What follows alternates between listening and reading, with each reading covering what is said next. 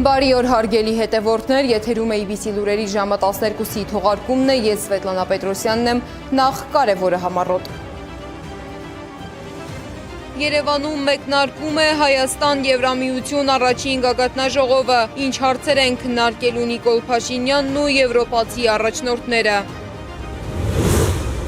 Մակրոնը վազել է Երևանի կենտրոնում։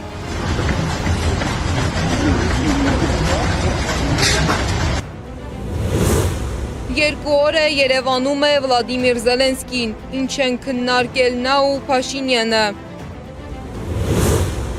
Սիմվոլիկ դետալ Ալիևի սեղանին, պարզապես Իսթիսու անունով ջուր, թե քաղաքական ուղերձ Երևանին։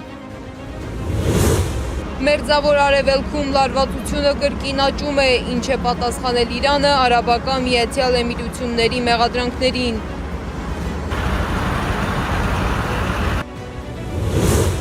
Կրակոցներ Սպիտակ տան մոտ, ինչ է տեղի ունեցել Վաշինգտոնում։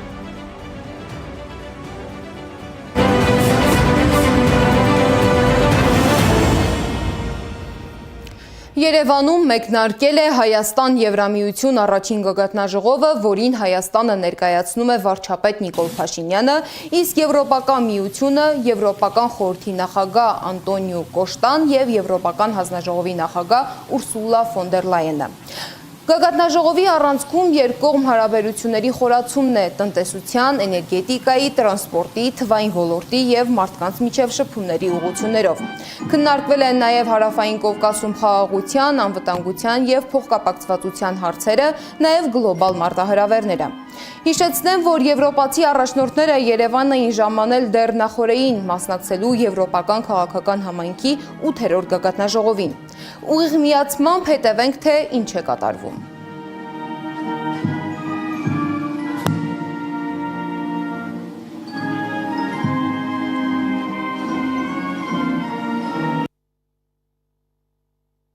Հաջող գագաթնաժողովը, շատ շնորհակալություն։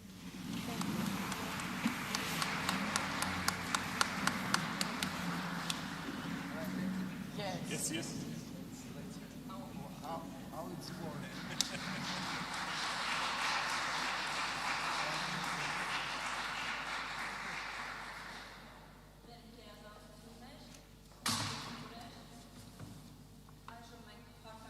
Մենք հարցերի համար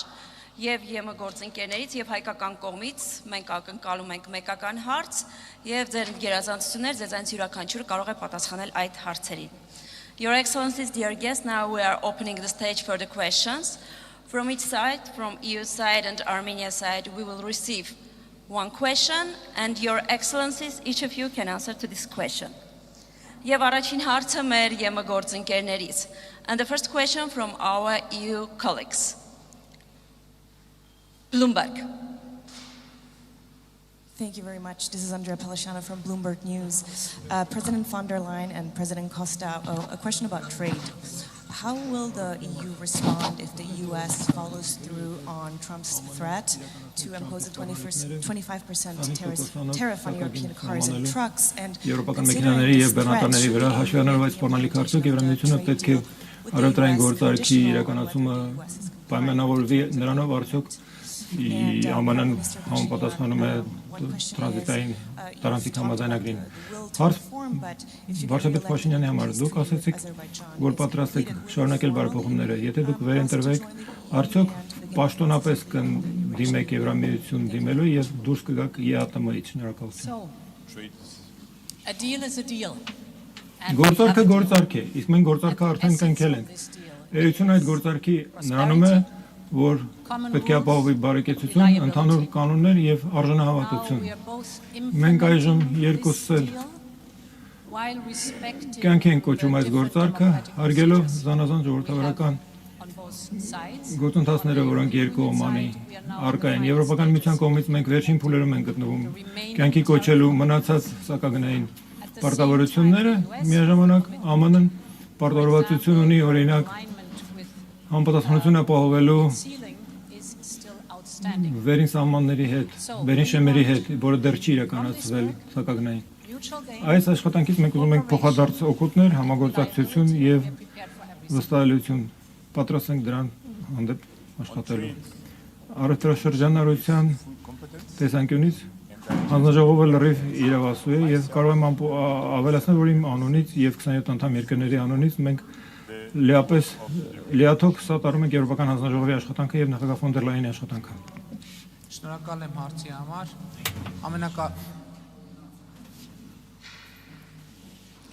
Ամենակարևոր արձանագրումն այն է, որ մենք հիմա Ադրբեջանի հետ ունենք խաղաղություն։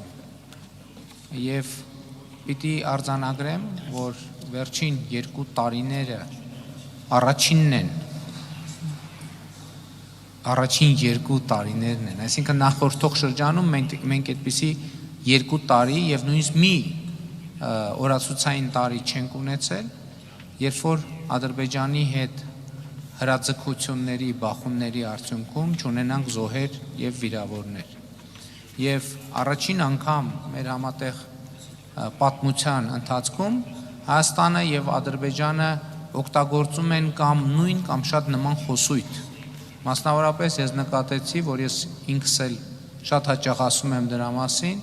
Ադրբեջանի նախագահը նույնպես ասում է, որ խաղաղությունը նոր հանգամանք է մեր կյանքում եւ մենք սովորում ենք ապրել խաղաղության պայմաններում։ Ավելին ասեմ, մենք դեռ ուզում ենք հասկանալ, թե այդ ինչ է իրենից ներկայացնում խաղաղությունը, ինչ տեսք եւ պատկեր ունի խաղաղությունը։ Եվ նաև ուզում եմ ասել, որ այս ամենով հանդերձ իհարկե մեզ համար շատ կարևոր է խաղաղության ինստիտուցիոնալացման գործընթացը, որ ասելով մենք նկատի ունենք իհարկե խաղաղության համաձայնագրի ստորագրումը եւ վավերացումը։ Բայց ես նաև ուզում եմ ընդգծել, որ սխալ է այն կարծիքը, որ այսօր Հայաստանի Հանրապետության եւ Ադրբեջանի միջև հաստատված խաղաղությունը դե յուրե հիմք չունի պարտադիր իրավական ուժ ունեցող։ Դա ճիշտ տեսակետ չի, որովհետև 2024 թվականին Հայաստանը եւ Ադրբեջանը ստորագրել եւ 2 երկրներում վավերացրել են 2 երկրների սահմանազատման հանձնաժողովների համատեղ աշխատանքի մասին կանոնակարգը, որը մեր երկրների միջև ստորագրված առաջին միջպետական համաձայնագիրն է, որը ունի իրավական պարտադիր ուժ 2 երկրներում եւ այդ համաձայնագիրը Արդեն 2 օր է Երևանում է նաև Ֆրանսիայի նախագահ Էմանուել Մակրոնը։ Նա այցելել է Ծիծեռնակաբերդ հարգանքի տուրք մատուցելու հայոց ցեղասպանության զոհերի հիշատակին։ Մինչ Ծիծեռնակաբերդ այցելելը Էմանուել Մակրոնը վաղ առավոտյան վազել է Երևանի կենտրոնում իր անվտանգության աշխատակիցների հետ։ Շուրջ 50 րոպե տևած վազքից հետո Արմենիա Մարիոթ հյուրանոցի մոտ նրան արդեն սպասում էին քաղաքացիներ։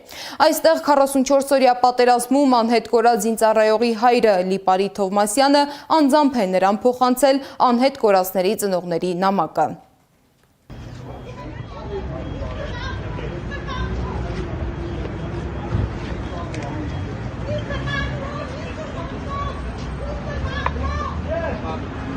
Ֆրանսիայի նախագահին ինչ եք փոխանցել նամակ։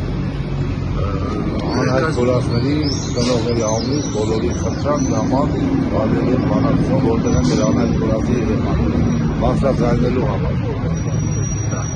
Նոր փոխանցեցիք նամակը։ Ես անձամբ իմ ձեռքով փոխանցել եմ նամակը։ Ֆրանսիայի նախագահի պատվին 3 նախագահական նստավայրում կազմակերպվել է պետական ընթրիք, բայց մինչ ընթրիքը տեղի է ունեցել պարգևների փոխանակում։ Մակրոնը պարգևատրվել է Հայաստանի փառքի շքանշանով, իսկ Վահագն Խաչատուրյանն ու Նիկոլ Փաշինյանը Ֆրանսիայի պատվո լեգիոնի մեծ խաչ շքանշանով։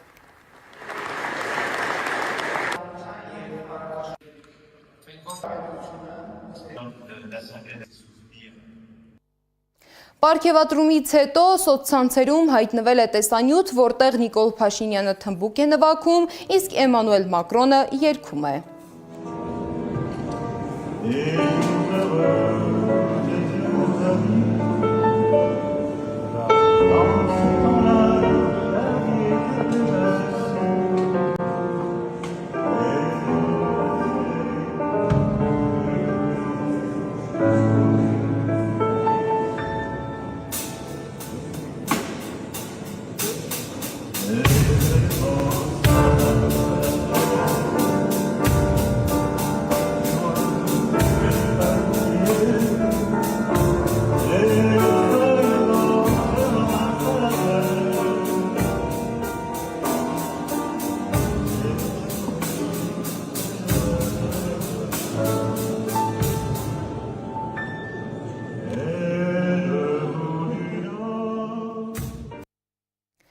Բայց Ֆրանսիայի նախագահների այցերը Հայաստանում նոր երևույթ չեն։ Դրանք պարզապես տարբեր ժամանակներում ունեցել են տարբեր նշանակություն։ Թե ովքեր են նախկինում այցելել եւ ինչ նպատակով, ռեպորտաժում։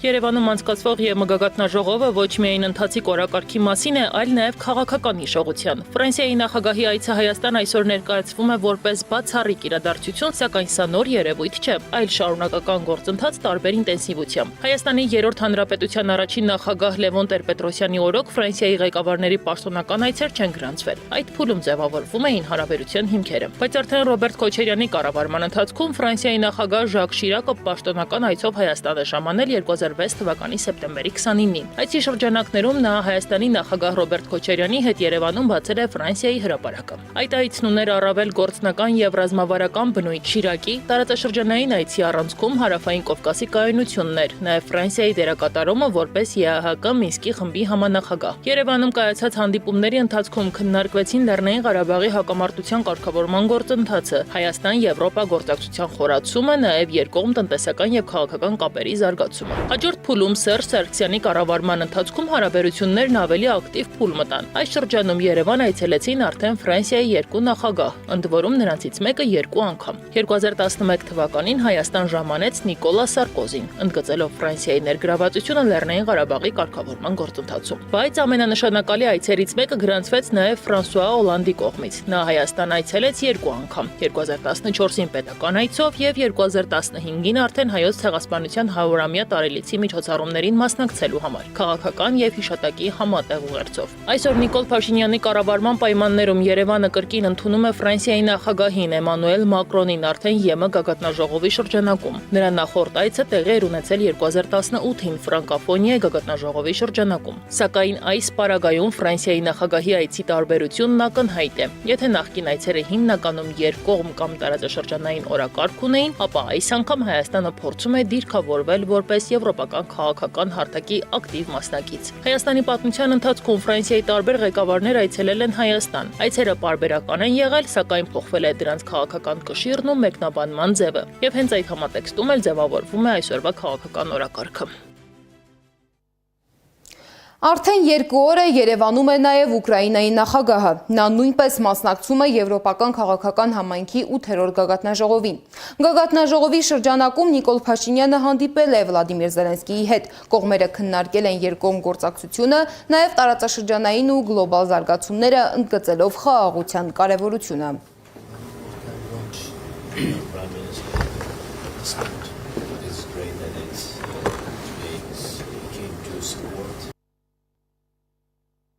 Երևանում ընթացող գագաթնաժողովին ուշադիր հետևում են նաև Մոսկվայում։ Ռուսաստանի Դաշնության անվտանգության խորհրդի փոխնախագահ Դմիտրի Մեդվեդևը քննադատական գրառում է արել միջոցառման վերաբերյալ։ Այսօր Երևանում երկու անուղեղ ռուսաֆոբներ, որոնք գերազանց խոսում են ռուսերեն, վատ անգլերեն են խոսել իրենց թերարժեքության պատճառով։ Չնայած հնարավոր է, որ սա եղել է տեսախցիկի առջև, իսկ հետո նրանք զրուցել են իրենց ծանոթ, հիանալի եւ հզոր լեզվով։ Պակասում են միայն Թրամփն ու Վենսը, որպիսի տգետներին անգլերենով խոսելու հնարավորություն տան։ Ռուսական մեդիան ևս ակտիվորեն անդրադառնում է գագաթնաժողովին, տարբեր շեշտադրումներով ներկայացնելով հատկապես Զելենսկիի մասնակցությունն ու ելույթը։ Դիտենք ռեպորտաժը։ Ռուսաստանի Դաշնությունը հետևում է Հայաստանում ընթացող Եվրոպական քաղաքական համայնքի գագաթնաժողովի ընթացքին։ Ռուսական մամուլի ուշադրության կենտրոնում է հատկապես Ուկրաինայի նախագահ Վլադիմիր Զելենսկիի այցը։ Ռուսաստանի հիմնական հակառակորդը Հայաստանում է առաջին անգամ։ BBC ռուսական ծառայության փոխանցմամբ Հայաստան այցի նախօրեին Ուկրաինայի նախագահը հանդիպումների համար ուրվագծել է 3 հիմնական նպատակ։ Պատերազմի արժանապատիվ ավարտը, ԵՄ-ի կողմից Ուկրաինային տրամադրվող 90 միլիարդ եվրոյի օգնության արագացումը եւ Ուկրաինայի օդային պաշտպանության համակարգի ամրապնդումը։ Զելենսկին սոցիալական ցանցերում հայտարարել է, որ Կիրակի Մեծ Բրիտանիայի վարչապետ Քեյր Սթարմենի հետ հանդիպման ժամանակ քննարկել է ռազմական օգնությունը եւ Ռուսաստանի հետ հնարավոր խաղաղության բանակցությունների կարգավիճակը։ ՌԻԱ Նովոստին էլ ընդգծել է Եվրոպական հանձնաժողովի նախագահ Ուրսուլա ֆոն դեր Լեյենը չի նշել Բրյուսելի կողմից Ուկրաինային ավանդական աջակցությունը Հայաստանում կայանալիք Եվրոպական հանձնաժողովի 8-րդ գագաթնաժողովի օրակարգի գերակա խնդիրների շարքում։ Եվրոպական հանձնաժողովի նախագահը նշել է, որ քննարկելու են եվրոպական համագործակցությունը մասնավորապես 3 ոլորտներում՝ էներգետիկա, անկախություն, պաշտպանություն ու անվտանգություն եւ հուսալի մատակարարման շղթաներ։ EA Daily-ն էլ մեջբերել է ուկրաինացի լրագրող եւ հեռուստահաղորդավարուհի Դիանա Պանչենկոյի գրառումն իր տելեգրամյան ալիքում։ Լրագրողը գրել է, որ ԵՄ առաջնորդները Հայաստանում են ընտրությունից առաջ Փաշինյանի համար հող նախապատրաստելու նպատակով, ապա Հայաստանն իրենց շահերի համար օգտագործելու համար։ Ուկրաինացի լրագրողը ծիծաղելի է համարել այն փաստը, որ Զելենսկին հրավիրվել է միջոցառմանը։ Svobodnaya Press-ն եւս կարծում է, որ Նիկոլ Փաշինյանի համար կարևոր է Բրյուսելից ընտրական բոնուս ստանալը Հայաստան-ԵՄ գագաթնաժողովի տեսքով։ Այս միջոցառումն այդքան թունավոր չէր լինի, եթե Զելենսկիի ներկայությունը չլիներ, որն ամբողջությամբ փոխում է միջոցառման իմաստը։ Հայաստանի Հանրապետության ապագան քննարկելու փոխարեն ամբողջ ուշադրությունը կկենտրոնանա Ուկրաինայի զինված ուժերի համար նոր խրամատներ խնդրելու վրա։ Կայքը հայ ընտրողներին հիշեցրել է, որ Զելենսկին վերջերս հանդիպել է Ադրբեջանի ղեկավար Իլհամ Ալիևի հետ եւ բացահայտորեն հիացել Ղարաբաղյան հարցի ուժային լուծմամբ, գրել է ռուսական լրատվամիջոցը։ Պետդումայի միջազգային հարաբերությունների հանձնաժողովի նախագահի առաջին տեղակալ Դմիտրի Նովիկովն էլ կարծում է, որ Եվրոպան Հայաստանում ցանկանում է իր ուժը ցույց տալ Միացյալ Նահանգներին։ Պաշտոնյան News.ru-ին տված հարցազրույցում է նման հայտարարություն արել։ Մոսկովսկայա Կոմսոմոլեցն էլ ընդգծել է Զելենսկիի ժամանումը Հայաստանի մայրաքաղաք ավելին է, քան պարզապես դիվանագիտական արարողակարգ։ Ռազմական եւ քաղաքական հակամարտությունների ուսումնասիրության կենտրոնի ղեկավար Անդրեյ Կլինցևիչը համարում է, որ սա պաշտոնական Երևանի կողմից եւս մեկ ցուցադրական քայլ է, որը հաստատում է եվրասիական ինտեգրման իրողություններից վերջնական խզման ուղղությունը։ Նա կարծում է, որ Հայաստանի ղեկավարությունը կարծես որոշել է ամբողջությամբ փոխել իր առաջնահերթությունները, հենվելով արևմտյան երաշխիքների վրա, որոնք կրիտիկական պահին կարող են պարզունակ թղթի վրա խոստումներ լինել։ Սեդամ Ակաջյան, Նոնա Գևորգյան, ABC Media։ Երևանում ընթացող Եվրոպական քաղաքական համայնքի գագաթնաժողովի շրջանակում հանդիպել են Նիկոլ Փաշինյանն ու Թուրքիայի փոխնախագահ Ջևդեթ Յիլմազը։ Փաշինյանի խոսքով զրույցը բավական արդյունավետ է եղել։ Քննարկել են տարածաշրջանային գործակցության հնարավորությունները, բայց ամենաուշագրավը ԱՆԻ-ի պատմական կամրջի վերականգնման մասին պայմանավորվածությունն է։ Կողմերը արձանագրություն են ստորագրել ԱՆԻ-ի պատմական կամրջի համատեղ վերակառուցման մասին։ Հավատում ենք, որ գործակցության այնպիսի խորհրդանշական եւ գործնական ոլորտները, ինչպիսին այսօր փոխըմբռնման հուշագրով ստորագրված ԱՆԻ-ի կամրջի համատեղ վերականգնումն է, իրենց նպաստը կբերեն տևական խաղաղության եւ անվտանգության ոլորտի ձևավորմանը։ Երկկողմ հանդիպումներին նախորդել է Եվրոպական քաղաքական համայնքի 8-րդ գագաթնաժողովը, որը Երևանում համախմբել է տասնյակ համաշխարհային առաջնորդների։ Թե ովքեր են Երևանում, ինչ ուղերձներով, Անի Աբաղյանի ռեպորտաժում։ Ֆրանսիայի նախագահը, Մեծ Բրիտանիայի, Իսպանիայի, Բելգիայի, Նորվեգիայի, Իտալիայի, Չեխիայի, Լեհաստանի վարչապետները Երևանում են։ Հայաստանում են Եվրոպական միության ղեկավարները, ՆԱՏՕ-ի գլխավոր քարտուղարը։ Եվրոպական քաղաքական համայնքի գագաթնաժողովին առաջին անգամ մասնակցել է նաև Կանադայի վարչապետը։ Հայաստանում է նաև Թուրքիայի փոխնախագահ Ջևդեթ Յիլմազին, թե ինչու են խախտել ձևաչափը, պարզաբանում չկա։ Ի դեպ 2008-ին նախագահ Գյուլի այցից հետո Յիլմազը Թուրքիայի ամենաբարձրաստիճան պաշտոնյան է, որ Երևան է եկել։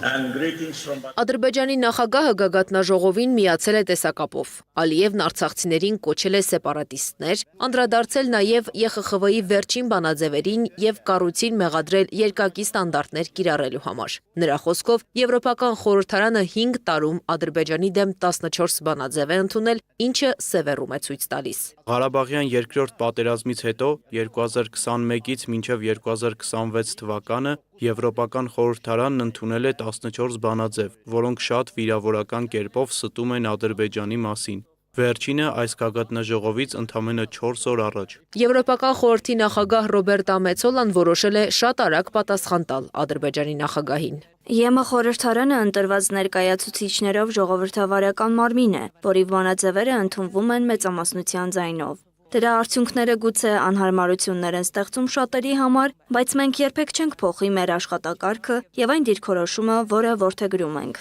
Փաշինյանը խոսելով հայ-ադրբեջանական հարաբերությունների մասին հույս է հայտնել Ադրբեջան գնալ 2028-ին Եվրոպական քաղաքական համայնքի հաջորդ գագաթնաժողովին։ Հայ-ադրբեջանական հարաբերությունների մասին խոսել է նաև Եվրոպական խորհրդի նախագահ Անտոնիո Կոշտան։ Նրա խոսքով հայ-ադրբեջանական համաձայնությունների շնորհիվ բարելավվել են Հայաստանի եւ Թուրքիայի հարաբերությունները։ Երևանում հակառուսական առաջին հայտարարությունը Ուկրաինայի նախագահն է հնչեցրել։ Մենք պետք է Պուտինին մղենք դեպի դիվանագիտություն։ Այս ամռանը Պուտինը պիտի որոշի, թե ինչ է անելու, ավելի է ընդլայնելու պատերազմը, թե անցնելու է դիվանագիտությանը։ Երևանում անցկացվող Եվրոպական քաղաքական համայնքի գագաթնաժողովին ելույթ է ունեցել նաև Եվրահանձնաժողովի նախագահ Ուրսուլա ֆոն դեր Լայենը։ Համաշխարհային էներգակիրների գների տատանվողականությունը ցավալի վնաս է պատճառում մեր մրցունակությանը, բայց մենք ունենք նաև ակտիվներ Եվրամիության ներսում արտադրվող էլեկտրաէներգիայի վերականգնվող էներգետիկայի տեսքով։ Պետք է մեր էներգետիկ կախվածությունը շատ ավելի հուսալի ու ամուր կապենք ներքին արտադրության ավելի էժան ու կանխատեսելի էներգիայի աղբյուրների հետ։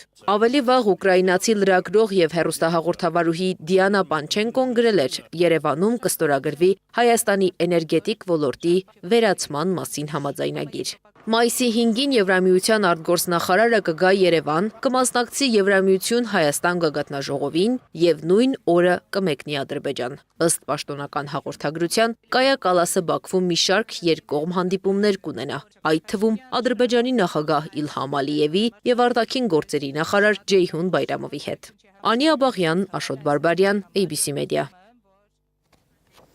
Հետաքրքիր էր նաև մի փոքր, բայց խոսուն դետալ։ Ալիևի սեղանին դրված էր Իսթիսու հանքային ջուրը։ Ադրբեջանը հայկական ջերմուկն է կոչում Իսթիսու։ Ադրբեջանական աղբյուրներում հայկական ջերմուկ քաղաքը 19-րդ դարից անվանվում է Իսթիսու։ Քարվաճառում Իսթիսու անունով հանքային ջրի գործարան է գործում։ Թարգմանաբար նշանակում է տաք ջուր։ Պատահական էր արդյոք Իսթիսուի հայտնվելը Ալիևի սեղանին, ռեպորտաժում։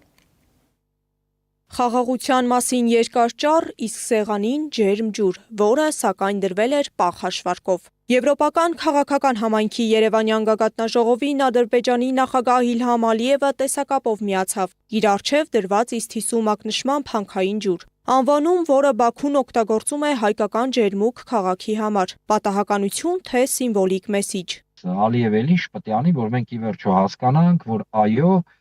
դոկտրինալ տեսլական Ադրբեջանի դա Հայաստանի Հանրապետության ադրբեջանացումն է, որ իրենք չեն էլ թաքցնում, ախր գիտեք, զավեշտը դրանումն է։ Քողարկված չեն, բացահայտ ասում են, բացահայտ անում են։ Ջուր են դրել սեղանին։ Իրանց մոտ հենց այնպես դա չի անցնում։ Տեղանունների շուրջ պայքարը նոր չէ, ջերմուկ անունը հիշատակվում է դեռ միջնադարյան աղբյուրներում։ Օրինակ Ստեփանոս Օրբելյանի մոտ, մինչդեռ Իսթիսու տարբերակը շրջանառվել է ավելի ուշ, ռուսական քարտեզների վարչական գրանցումներում, բայց այսօր այդ անվանումը դառնում է ոչ թե լեզվական, այլ քաղաքական գործիք։ Ալիևի սեղանին հայտնված շիշը հենց այդ գործիքի ցուցադրությունն էր։ Իմանալով հանդերձ, որ Բաքվին ներվայնացնում է եւ ջղայնացնում է Եվրոպայի անդրադարձը Ադրբեջանում, մարդու իրավունքի,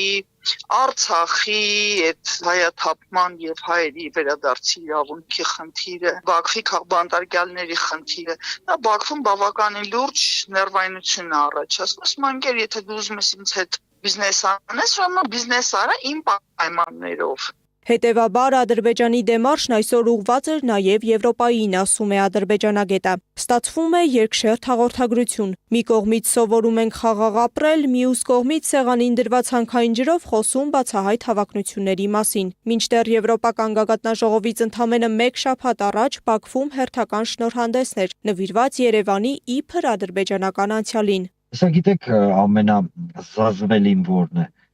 Հայկական իշխանությունները շատ հանգիստ իրենց եվրոպացի գործընկերների հետ նստած նայում են նույն այդ Ալիևի դեմքին, Հայաստանի դեմքին, նայում են այդ շշին, որտեղ գրված է ջերմուկի անվանումը, աղաբակված քերենով եւ ծպտուն չեն հանում։ Իսկ մենք վախենում ենք անգամ Արարատի պատկերից, պնդում է Աբովյանը։ Իսկ Թիսու անվանումը թյուրքական ծագում ունի եւ բառացի նշանակում է տաք ջուր։ Այդ անվանմամբ հանքային ջրի արտադրություն գործում է Քարվաճառի շրջանում, որը գտնվում է ջերմուկին հարակից լեռնային գոտում։ Իսկ Թիսու հանքային ջրի արտադրությունը Քարվաճառում սկսվել է 2024 թվականից։ Գործարանի բացմանը մասնակցել է նաեւ Իլհամ Ալիևը։ Սեդակ Յուրեղյան, Գեգամ Ղազարյան, ABC Media։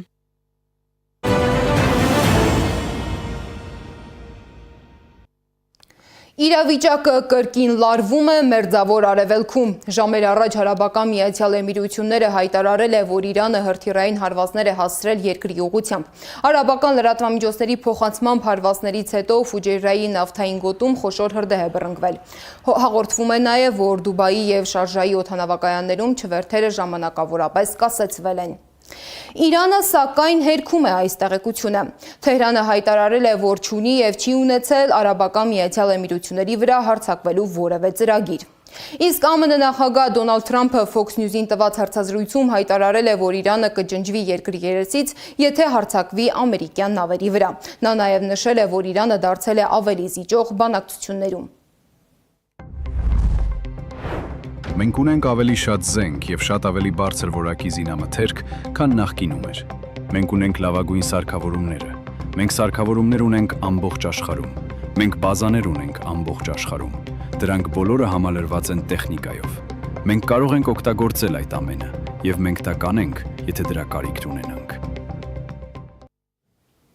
Մինչ Մերձավոր Արևելքում լարվածությունը աճում է, ռուս-ուկրաինական ճակատում հայտարարվում է ժամանակավոր հրադադար։ Ռուսաստանի պաշտպանության նախարարությունը հայտնել է, որ մայիսի 8-ին եւ 9-ին հայրենական մեծ պատերազմում հաղթանակի տարեդարձի առթիվ կգործի հրադադար։ Ուկրաինայի նախագահ Վլադիմիր Զելենսկին իր հերթին մայիսի 5-ի լույս 6-ի գիշերը լռության ռեժիմ է հայտարարել։ Մենք կարծում ենք, որ մարդկային կյանքն անհամեմատ ավելի մեծ արժեք է, քան ցանկացած տարեդարձի տոնակատարությունը։ Այդ կապակցությամբ մենք հայտարարում ենք լռության ռեժիմ, սկսած մայիսի 5-ի լույս 6-ի կեսգիշերից։ Կրակոցներ են հնչել Սպիտակ տան մոտ։ ԱՄՆ գաղտնի ծառայությունը վնասազերծել է իրավապահների ուղղությամբ կրակած անձին։ Կասկածյալը վիրավորվել է եւ տեղափոխվել հիվանդանոց։ Դեպքի պահին Դոնալդ Թրամփը գտնվել է Սպիտակ տանը։